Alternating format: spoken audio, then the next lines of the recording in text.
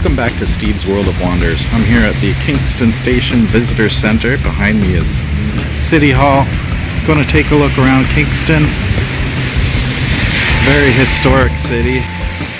See what I can see. There's the Visitor Center behind me.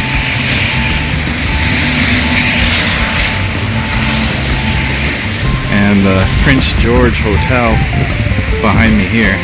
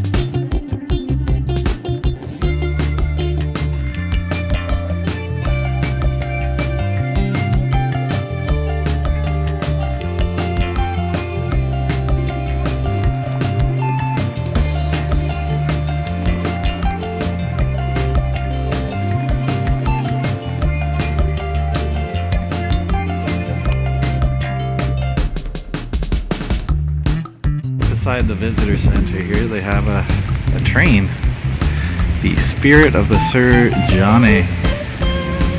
Oh, there's a barge going by on the river here.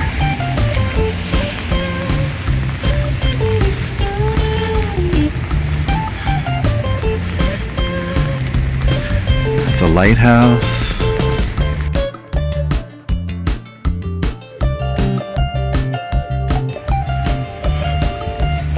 Sculpture here. Two people wrestling in some kind of conflict.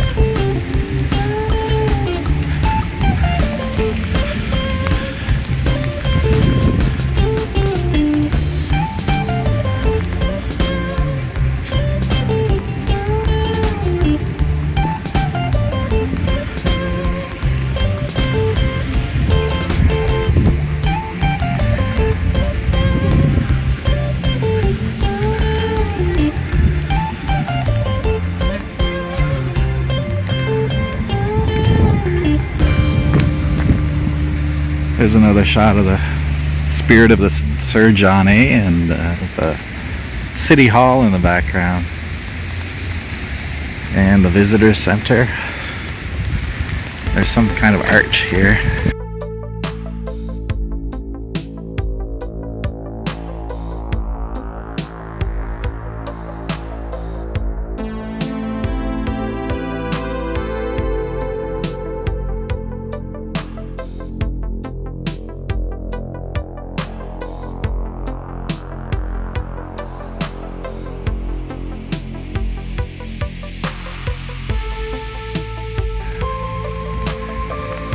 Shoal Tower.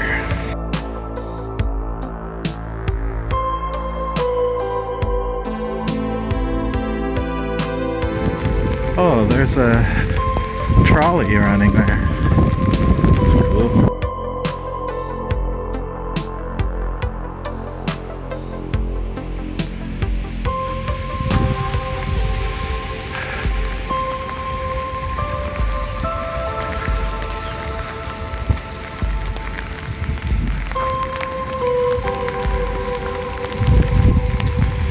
I'll have to take the trolley tour.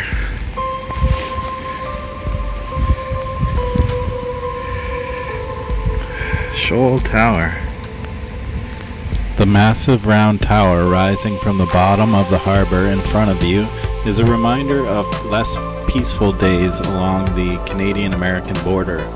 The threat of war in 1845 prompted British military engineers to expand the existing fortifications at Kingston.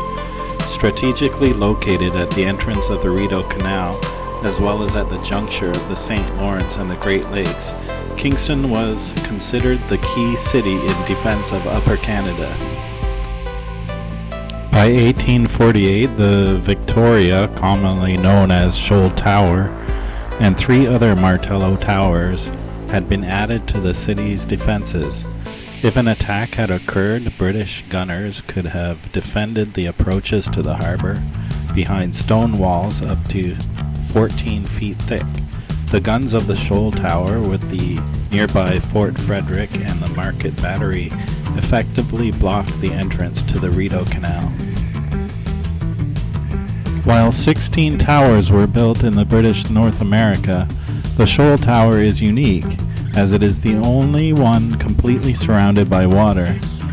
By the 1860s, the Shoal Tower became obsolete because of new improvements in artillery. It continued to serve for a few years afterwards as married quarters for the Royal Canadian Rifle Regiment. Today, the Shoal Tower is preserved for present and future generations by Parks Canada.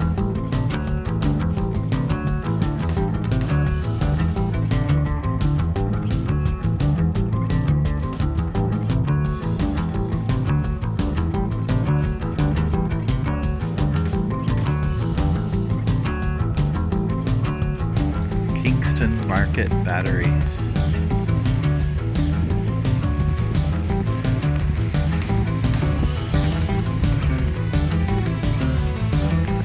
Kingston Fortifications.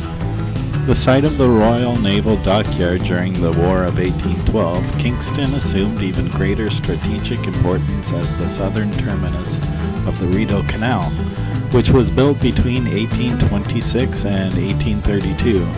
An extensive fortification plan of redoubts, towers, and batteries was developed to protect the dockyard and entrance to the canal, but only Fort Henry was actually built.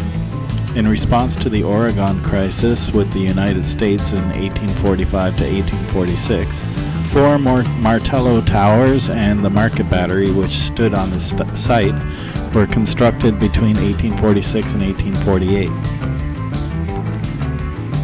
Market Battery. The Market Battery stood on this site from 1848 to 1875, with Shoal Tower opposite it defended Kingston Harbor and the Rideau Canal.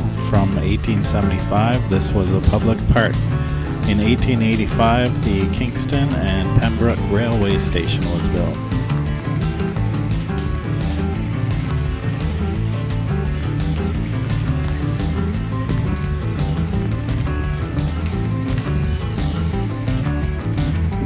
There's the trolley. I hope to go on the trolley. Hope I don't miss it. I want to go into the info center first, though. There's a sculpture over here.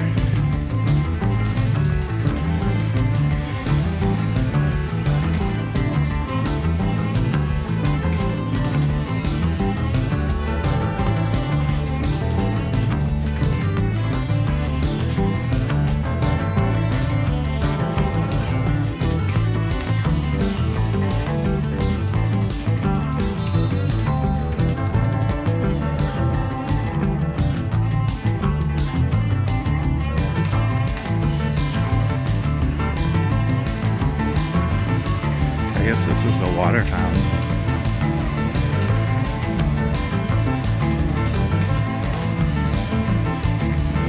I'll check out the info center now.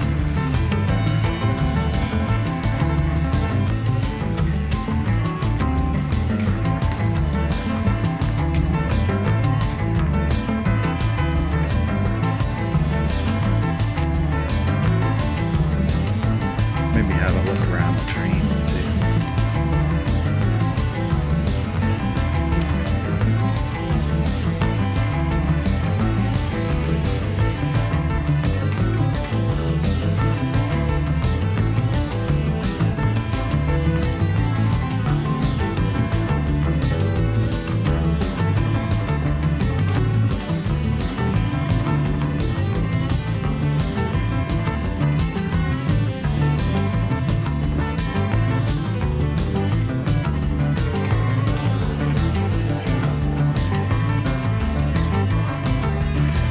Engine 1095.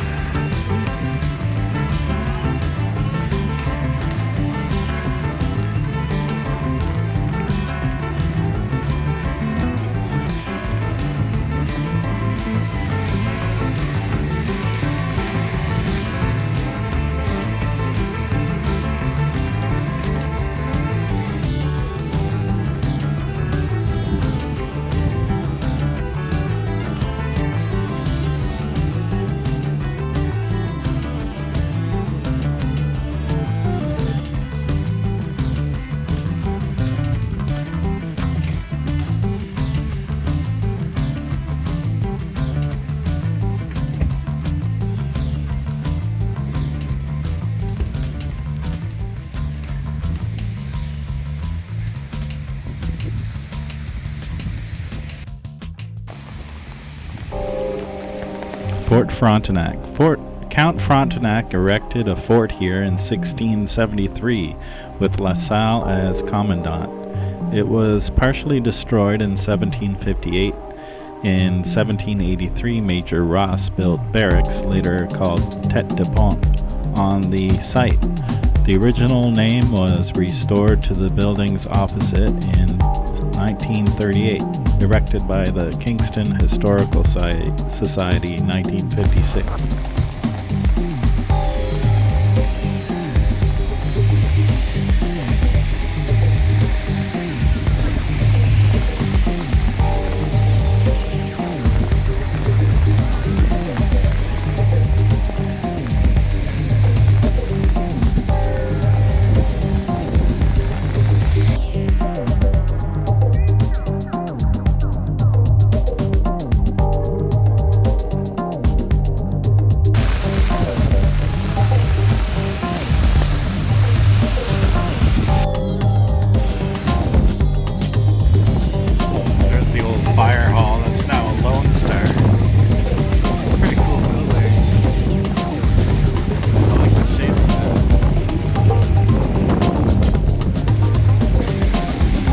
Downpouring here, it's crazy. My jeans are soaked. I've got my umbrella is malfunctioning.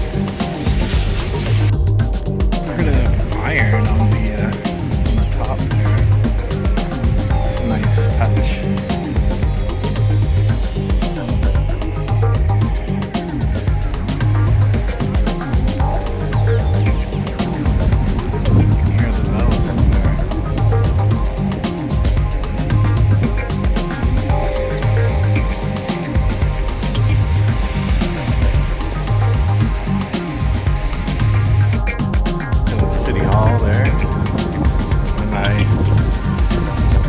This neon sign, Morrison's Restaurant. That's really cool.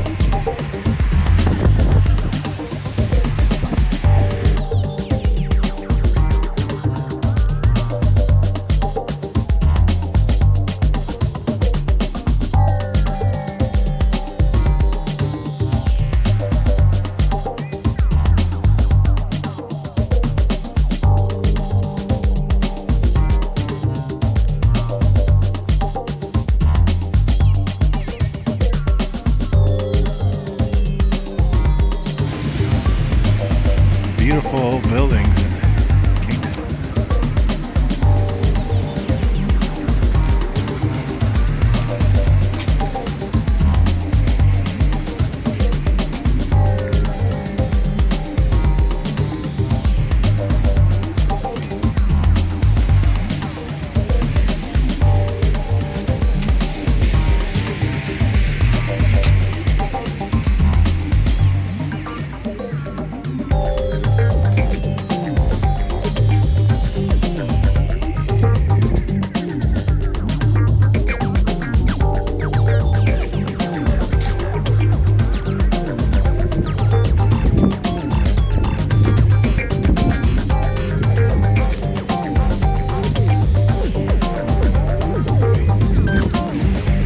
Lake Ontario once again, straight ahead.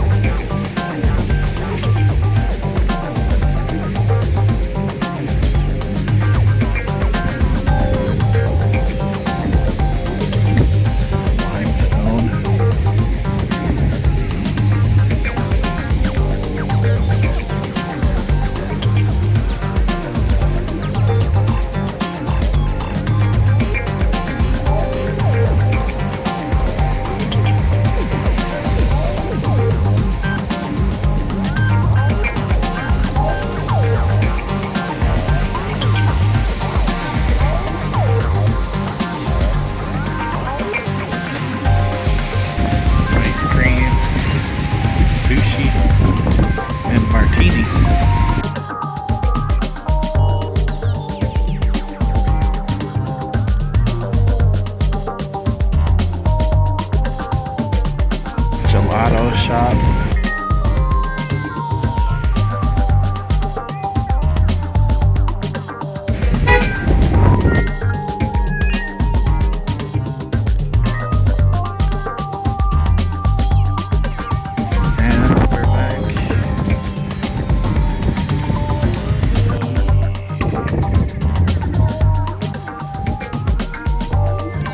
In 2017, the city of Kingston launched Engage for Change, YGK Reconciliation Journey in response to the Truth and Reconciliation Commission.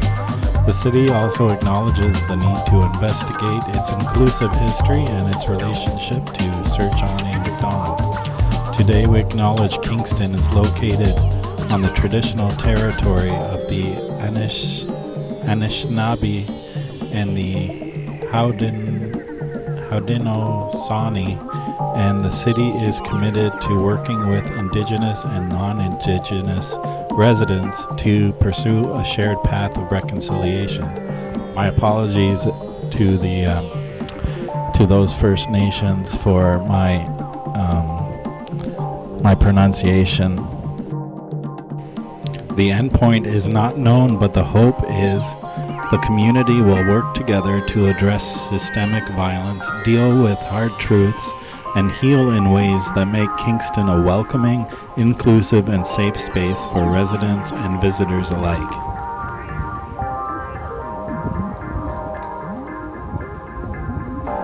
The Spirit of Sir John A. Engine 1095, or the Spirit of John A., is one of Kingston's most significant and most photographed landmarks.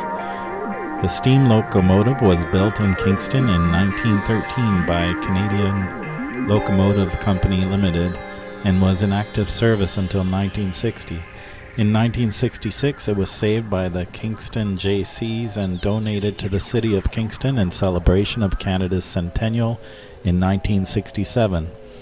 At that time, Engine 1095 was named the Spirit of Sir John A., and then Mayor Bob Frey, who was a sign painter by trade, added the name to the side of the coal tender in gold script. The renaming of the locomotive celebrates the legacy of Sir John A. Macdonald as a longtime Kingston resident, local member of Parliament, and Canada's first Prime Minister. It also commemorates Macdonald's efforts to unite Canada by establishing a coast-to-coast railway.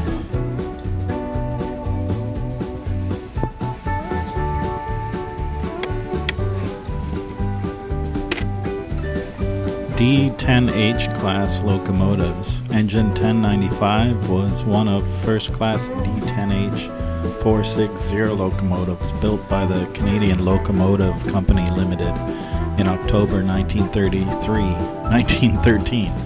Serial number 1131. Over the span of a decade, Canadian Pacific Railway (CPR) had approximately 500 class D10H locomotives built in its own Angus shops in Montreal, as well as by Montreal Locomotives Works and Canadian Locomotive Company in Kingston. Locomotives of this period grew larger to accommodate the increase in the size, weight, and length of trains overall. In comparison to the D9 locomotives they replaced, the Class D10H locomotives had 3 driving axles, a much bigger boiler, and superheating to generate the engine power needed.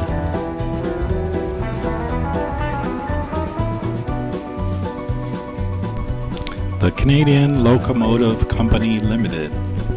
The presence of Engine 1095 in Kingston provides a crucial link to the city's industrial past. It was built by the Canadian Locomotive Company Limited, CLC, formerly located on the Kingston waterfront. For 114 years, the CLC and its several predecessors and successors was a major supplier of locomotives to the Canadian Pacific Railway, CPR, delivering nearly 1/3 of its fleet. The CLC was Canada's second largest commercial builder, manufacturing approximately 3,000 steam, electric, and diesel engines until 1971. When the CLC buildings were demolished, the site of the former CLC is located just west of Confederation Park along Ontario Street on a piece of property that now includes Battery Park, a hotel, a condominium, and 2 apartment buildings, one of which is known as Locomotive Works, 85 Ontario Street.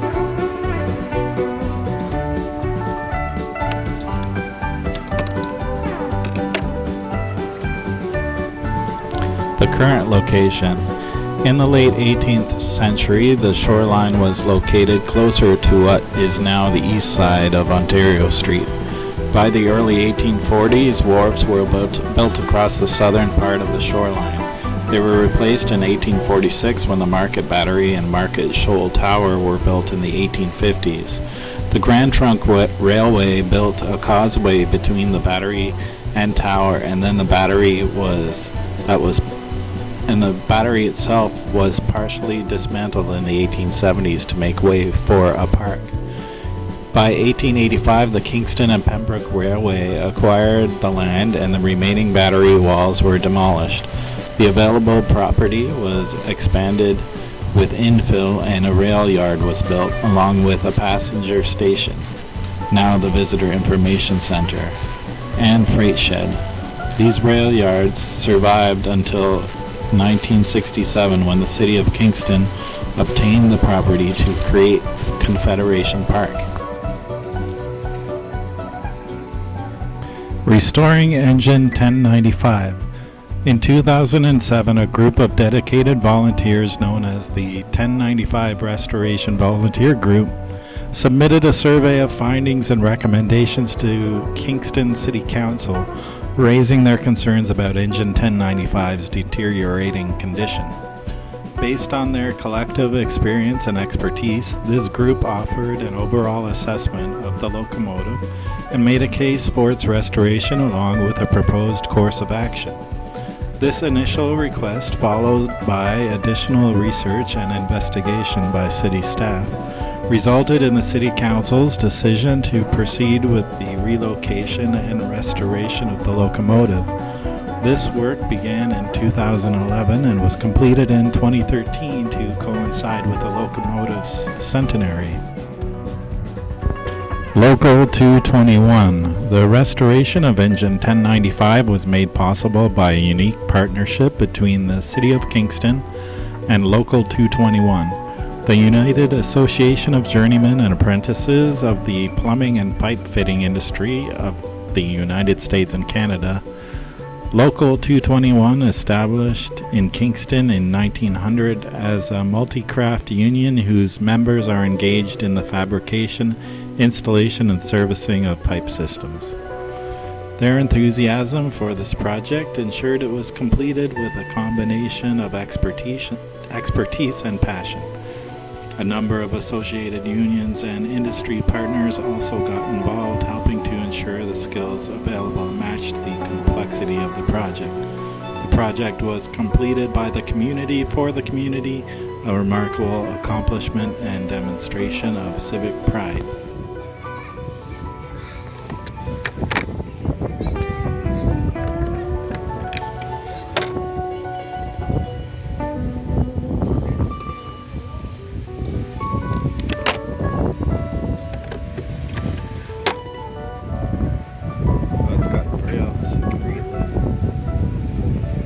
It's all raised.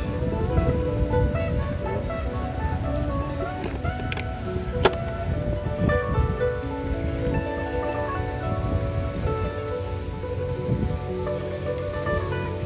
It's got braille, it's all raised, so you can read the info.